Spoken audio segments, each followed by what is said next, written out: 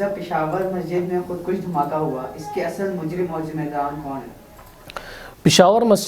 پشاور میں police line کے اندر جو مسجد ہے اس کے اندر دھماکہ ہوا کل بروز پیر. تو اس دھماکے میں کافی بچے بھی شہید ہوئے اور نمازی بھی شہید ہوئے.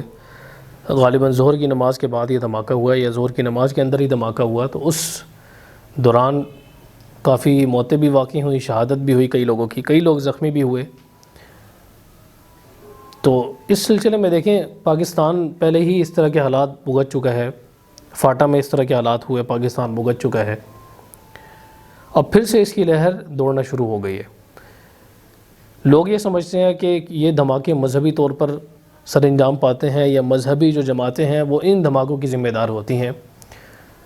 مذہبی جماعتیں ان دھماکوں کی ذمہ دار تھیں کسی دور میں، لیکن اب جو اس طرح کے دھماکے ہونا شروع ہوئے ہیں تو اس کے پیچھے اصل وجہ مذہبی جماعتیں نہیں ہیں، بلکہ اس کے پیچھے 2-3 چیزیں ہیں جو میں آپ کے سامنے رکھ دیتا ہوں. پہلی چیز جو ہے وہ یہ ہے کہ پاکستان کے حالات اچھے نہیں چل رہے، جو معاشی حالات ہیں.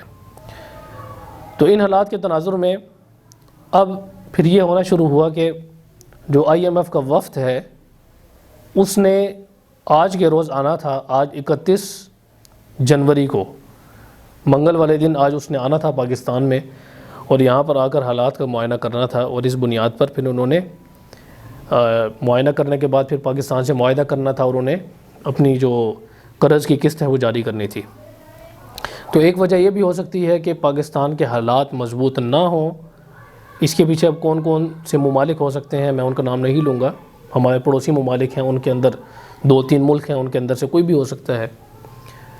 تو اس کے اندر اس بات کے امکان ہے کہ اس کے اندر جو یہ ممالک ہیں تو ان کے اندر سے کوئی ملک ہو اور اس نے ایسا کروایا ہو تاکہ پاکستان کے جو حالات ہیں وہ بہتر نہ ہو سکیں اور IMF یہاں پر نہ آئے.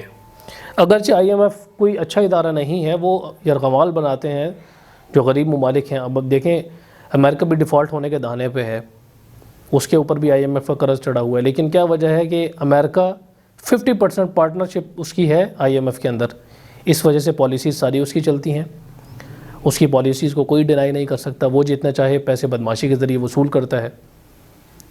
لیکن یہاں پر پاکستان کو جب وہ قسط جاری کرتے ہیں تو پاکستان کو ایسی کڑی شرائط لگاتے ہیں، اور پاکستان کے ساتھ ایسی کڑی شرائط انہوں نے منوانی ہوتی ہے. جیسے پیٹرول کا مہنگا ہونا، پیٹرول ابھی اسی وجہ سے مہنگا ہوا، جو جتنی بھی فیول پرائسز ہیں وہ اسی وجہ سے اپس اینڈ ڈاؤنز کے شکار ہیں. تو جتنے بھی غریب ممالک ہیں اس طرح کے ممالک ہیں، اس پر پھر وہ اپنا دھونس جماتے ہیں اور اپنی شرائط ان سے منواتے ہیں.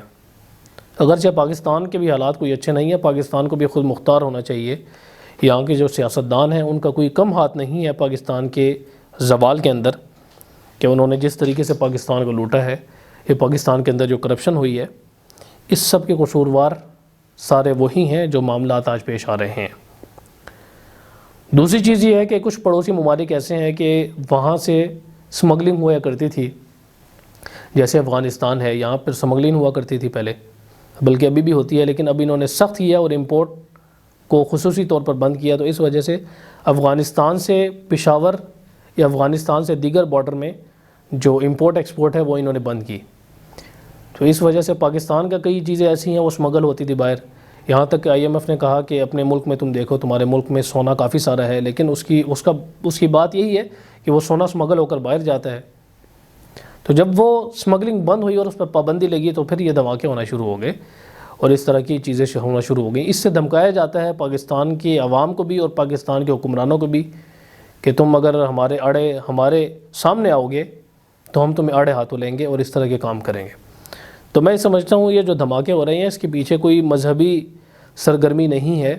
اگرچہ جو پہلے اس طرح کے دھماکے ہوتے تھے تو اس کے پیچھے مذہبی چیزیں ہوا کرتی تھیں اور یہ مذہبی جماعتیں ہوا کرتی تھیں. لیکن اب مذہبی حالات اس طرح کے نہیں ہیں کہ شیعہ سنی فساد ہو یا اس طرح کے معاملے ہوں اور اس بنیاد پر دھماکے ہوں. یہ جتنے بھی دھماکے اب ہونا شروع ہوئے ہیں یہ تمام کے تمام سیاست سے تعلق رکھتے ہیں، یا ملک کے جو حالات ہیں، یا پھر یہ آپ یہ بھی دیکھ سکتے ہیں کہ ابھی جو پاکستان میں میچ ہونے والے ہیں، پشاور میں بھی آواز آئی تھی کہ جو PSL ہونے والا ہے پشاور میں بھی اس کا کوئی میچ ہوگا، یا پھر کوئٹہ میں وہ میچ رکھنے والے تھے. تو اس بنیاد پر یہ کہا جا سکتا ہے کہ کچھ نہ کچھ تعلق ان حالات کا بھی ہو سکتا ہے، جو میچ کا تعلق ہے اس کا بھی ہو سکتا ہے کہ جو پشاور کے لوگ ہیں یا وہ وہاں پر انتہا پسند جو جماعتیں ہیں وہ یہ چاہتی ہیں کہ یہاں پر کرکٹ نہ آئے یا یہاں پر یہ جو کرکٹ کے سلسلہ ہے یا میچز ہیں وہ نہ ہوں. تو اس کے پس منظر میں یہ کچھ چیزیں ہیں جو ہو سکتی ہیں, کچھ ایلیمنٹس ہیں جو ہو سکتے ہیں. بہرحال مذہب کا میں یہ سمجھتا ہوں کہ مذہبی جو انتہا پسندی ہے اس کا تعلق اس دھماکے سے نہیں ہے جو ہوا ہے.